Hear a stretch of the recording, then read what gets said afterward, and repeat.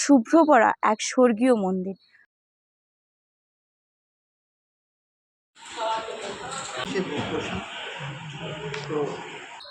Hello everyone, welcome back to my channel ফ্রোজি পূজা। সে তো শুভ্র পরা এক স্বর্গীয় মন্দির। শহরের কোলাহল থেকে বেরিয়ে আপনারাও চলে আসতে পারেন এই শান্তিপূর্ণ পরিবেশ। তো আমি আজকে চলে আসলাম লাহিড়ী বাবার আশ্রমে। এটা আমাদের হুগলি জেলার এমন একটা স্থান যেখানে ফ্যামিলি বন্ধুবান্ধব নিয়ে তোমরা একদিনের মধ্যে ঘুরে যেতে পারবে। এই লাহিড়ী বাবার আশ্রমকে পূর্ণিমার আলোয় বলা হয় কৈলাস, আর এই মন্দিরকে স্বর্ণ মন্দির নামেও আখ্যা দেওয়া হয়েছে। এই লাহিড়ী বাবার আশ্রমে তোমরা খুব সহজে কিভাবে আসবে, এখানে টাইমিং কি আছে, এখানে প্রসাদের মূল্য কত, প্রসাদ কখন দেওয়া হয়, সবকিছু তুলে ধরবো আমি এই ভিডিওতে। তো পুরো ভিডিওটা স্কিপ না করে দেখতে থাকো, আশা করছি তোমাদের ভালো লাগবে। লাহিড়ী বাবার আশ্রমে আসতে গেলে তোমাদের সর্বপ্রথম আসতে হবে ব্যান্ডেল স্টেশন। এবার তোমরা জেনে নাও খুব সহজে ব্যান্ডেল স্টেশন কি করে পৌঁছাবে। শিয়ালদা ও কাটোয়া গ্যালোপিড লোকালে করে ডাইরেক্ট তোমরা আসতে পারো ব্যান্ডেল স্টেশন। তাছাড়া শিয়ালদা থেকে নৈহাটি এসে নৈহাটি থেকে ব্যান্ডেল স্টেশনে পৌঁছাতে পারবে।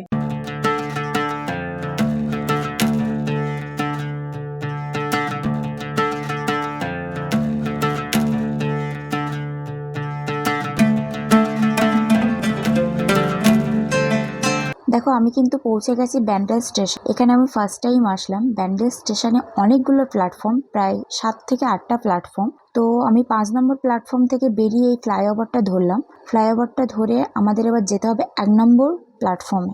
তোমাদের যদি বুঝতে অসুবিধা হয় তাহলে টিকিট কাউন্টারের পাশে, এই যে টিকিট কাউন্টারের পাশেই তোমরা দেখতে পাবে অটো স্ট্যান্ড। এই যে টিকিট কাউন্টারের সাইড দিয়ে এই রাস্তাটা নামবে, নেমে তোমরা দেখবে আই লাভ ব্যান্ডেল লেখা। তার সামনেই আছে অটো স্ট্যান্ড, আর অটো স্ট্যান্ড থেকে একটু এগিয়ে গেলে তোমরা পেয়ে যাবে টোটো স্ট্যান্ড। তোমরা টোটোতে করে যেতে পারো। আমাদের অটোতে করে যেতে পার হেড লেগেছিল 25 টাকা করে। এই হলো সে আধারালয় লাহিড়ী বাবার আশ্রম। এই হলো মেন গেট। তো চলো ভেতরে যাওয়া যাক। লাহিড়ী বাবা আশ্রমে প্রবেশ করতে হলে তোমাদের কিছু রুলস ফলো করতে হবে। সেটা হলো মহিলাদের ক্ষেত্রে ওড়না বা শাড়ি মাথায় জড়িয়ে তবেই ভেতরে প্রবেশ করতে হবে। আর এখানে প্রবেশ করার জন্য তোমাদের কোনো রকম কোনো পয়সা লাগবে না। দেখো মেন গেট দিয়ে ঢুকে যেটা বাঁহাতে তোমাদের চোখে পড়বে সেটা হলো মহাদেব বসে আছে এখানে, আর একটা ছোট্ট ফোয়ারা আছে। এই দেখো দুই সাইডে দুটো হাতি। দেখো সাইডে দেখো কি সুন্দর ফুল গাছ আছে। অনেকেই লাহিড়ী বাবা আশ্রমে ঢুকেই ডান হাতে যে মহাদেব বসে আছেন ওনাকে প্রণাম করে তবেই কিন্তু ভেতরে ঢুকছে। অনেকেই এত সুন্দর পরিবেশে খুব সুন্দর ফটো তুলছে। চারি সাইডে সবুজে মোড়ানো জায়গাটা, বিভিন্ন রকমের ফুল হয়ে আছে, গাঁদা ফুল, ডালিয়া থেকে শুরু করে বিভিন্ন রকমের ফুল।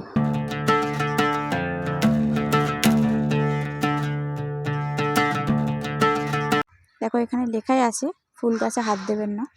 লতা পাতা দিয়ে তৈরি করা যে ফার্স্ট গেটটা, সেখান থেকে বেরিয়ে তোমরা দেখতে পাবে এখানে বিভিন্ন রকমের হাঁস আছে। আর তার দুই পাশেই দেখতে পাবে এরকম সুন্দর গোলাপ বাগান, যেখানে প্রত্যেকটা গাছে বড় বড় গোলাপ ফুটে আছে। সত্যি খুব সুন্দর লাগছে পরিবেশটা। মাঝে মাঝেই তোমাদের কানে ভেসে আসবে খুব সুন্দর পাখির ডাক।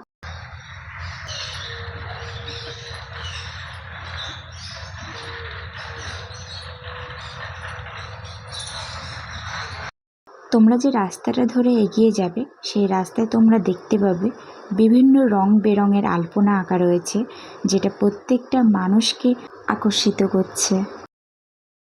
লাহিড়ী বাবা আশ্রমে ঢুকে তোমাদের সর্বপ্রথম জুতো খুলে রাখতে হবে। সেটা তোমাদের পড়বে পার হেড 2 টাকা করে, কেননা জুতো পায়ে আশ্রম বা মন্দিরে ঘোরাফেরা করা যাবে না। এখানে দেখো সবাই জুতো খুলে রাখছে। তোমাদের এখানে জুতো খুলে রেখে তবেই ভেতরে প্রবেশ করতে হবে। মেন গেট থেকে তোমরা যদি বাঁ সাইডে দেখো এরকম ধরনের একটা মা দুর্গা একটা স্ট্যাচু করা আছে। পূজার সময় যেরকম মাকে নিয়ে যাওয়া হয় সেরকম ধরনের একটা দৃশ্য ফুটিয়ে তোলা হয়েছে। দেখো এখানে 4 জন মাকে নিয়ে যাচ্ছে, সত্যিই খুব ভালো লাগছে। আর মায়ের স্ট্যাচুর পাশেই আছে এরকম ধরনের একটা দুর্গা মন্দির, যেখানে দুই পাশে দেখো দুটো সিংহ আছে।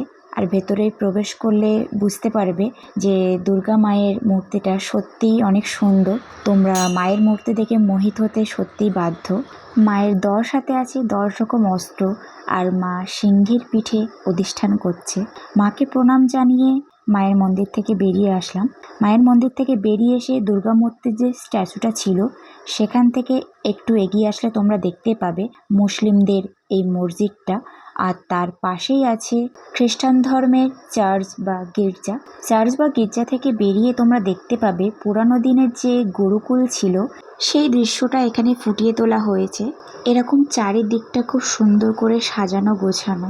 লাহিড়ী বাবার আশ্রমে অনেক ধরনের বড় বড় গাছ লাগানো রয়েছে, যার জন্য এর ভেতরের পরিবেশটা সত্যিই অনেক ঠান্ডা। এই দৃশ্য দেখতে দেখতেই চোখে পড়লো এই লোকনাথ বাবার মূর্তিটা, আর তার পাশেই আছে এই পুরানো দিনের মূর্তি। এটা কিসের মূর্তি আমার ঠিক জানা নেই, এই মূর্তিটা এখানে রয়েছে, বেশ ভালো লাগছে দেখতে। এটা ফেলে রেখে সামনে একটু এগুতেই দেখতে পেলাম এরকম ধরনের একটা ব্রিজ টাইপের করা আছে। এই ব্রিজটা দিয়ে একটু ওপরে উঠে দেখলাম মহাদেবের অনেক বড় একটা মূর্তি। জানি না তোমাদের ভিডিওতে আমি কতটা বোঝাতে পারছি, কিন্তু এই মূর্তিটা অনেক বড়। দেখো বাঘের চামড়ার উপর মহাদেব বসে আছেন।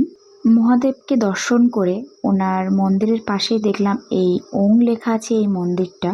এখানে বিষ্ণুদেব আছেন, বিষ্ণুদেবের খুব সুন্দর একটা মূর্তি এখানে আছে।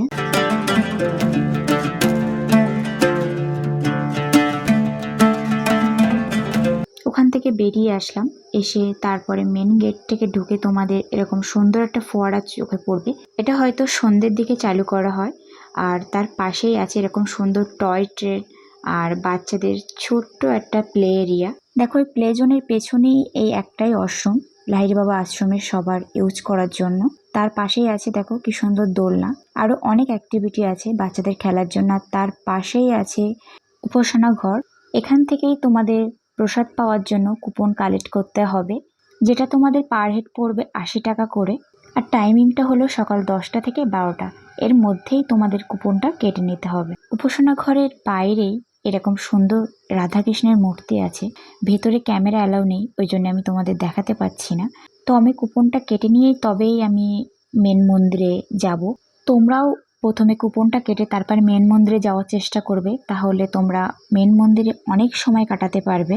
কেননা মন্দিরটা এতটাই সুন্দর যে ভেতরে গেলে তোমাদের একটু হলেও সময় লাগবে, ওই জন্য কুপনটা কেটে তারপরে ভেতরে যাওয়া ঠিক হবে। তো উপাসনা ঘর থেকে একটু এগুলোই তোমরা দেখতে পাবে এরকম সিংহদুয়ার। সিংহদুয়ার দিয়ে ঢুকেই তোমরা দেখতে পাবে এরকম ছোট্ট একটা চিড়িয়াখানা।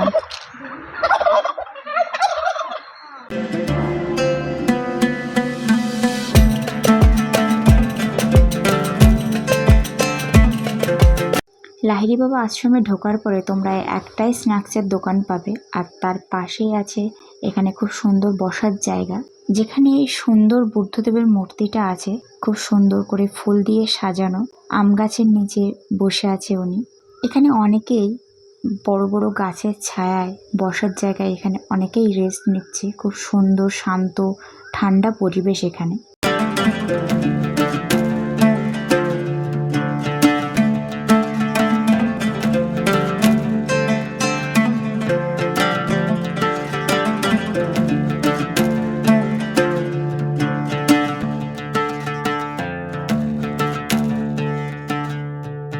মেন মন্দিরের সামনে তোমরা এরকম ধরনের একটা মূর্তি দেখতে পাবে, যেখানে কুরুক্ষেত্রে যুদ্ধের সময় অর্জুনের রথ চালাচ্ছিলেন শ্রীকৃষ্ণ, সেই দৃশ্যটা এখানে ফুটিয়ে তোলা হয়েছে।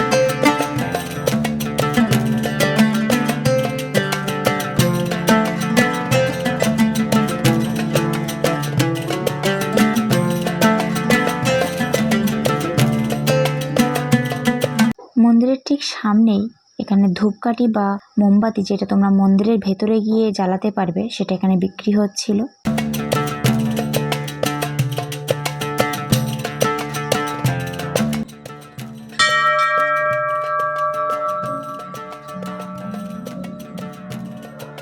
চলো একটু সংক্ষেপে তোমাদের বলে দিই এই লাহিড়ী বাবা কে ছিলেন। লাহিড়ী বাবার পুরো নাম শ্যামাচরণ লাহিড়ী। 30শে সেপ্টেম্বর 1828 সালে নদিয়া জেলার ঘূর্ণি গ্রামে জন্মগ্রহণ করেন লাহিড়ী বাবা। তিনি মাত্র 66 বছর বয়সে পরলোক গমন করেন।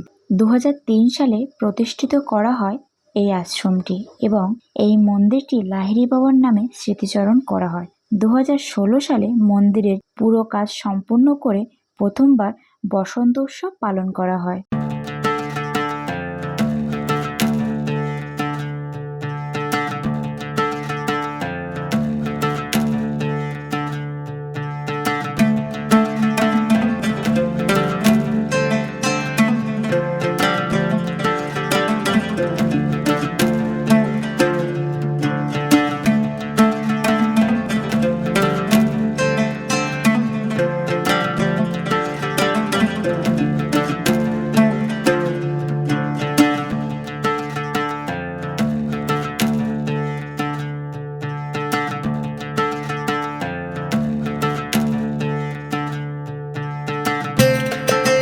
মন্দিরের ঠিক ডান হাতেই এরকম ধরনের একটা ছোট্ট মন্দির আছে, যেখানে পূজিত হন রাম, লক্ষ্মণ এবং সীতা।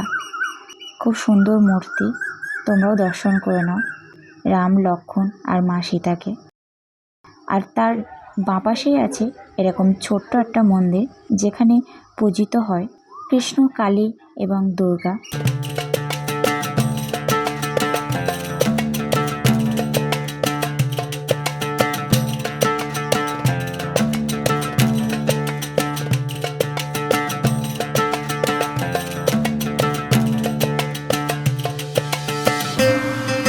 মন্দিরের বাঁ সাইডে আসলে তোমরা এরকম ধূপ মোমবাতি জ্বালানোর জায়গা পেয়ে যাবে।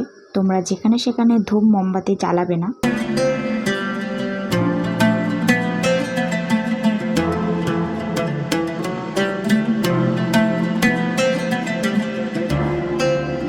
মেন মন্দিরে ঢোকার আগেই তোমাদের এরকম জলে পা ধুয়ে তবেই মন্দিরে প্রবেশ করতে হবে।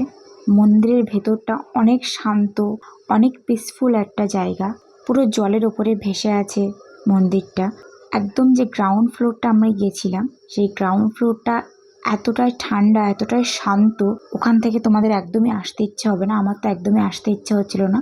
তো ওখান থেকে বেরিয়েই আমি চলে আসলাম প্রসাদ পাওয়ার জন্য, যেখানে প্রসাদটা সবাই খাচ্ছে যথেষ্ট পরিষ্কার পরিচ্ছন্ন।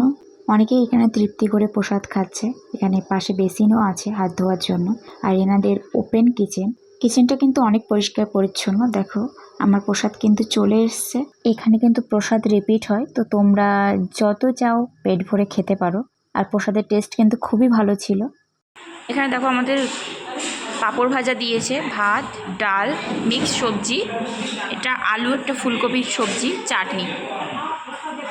এই লাহিড়ী বাবার আশ্রমের ফুল ইনফরমেশন তোমাদের সামনে তুলে ধরলাম। এই ভিডিওটা যদি ভালো লাগে অবশ্যই কমেন্ট করো। আমার চ্যানেলে যদি কেউ নতুন হয়ে থাকো, চ্যানেলটা অবশ্যই সাবস্ক্রাইব করে দিও। দেখা হচ্ছে অন্য কোথাও। ভালো থাকো, সুস্থ থাকো।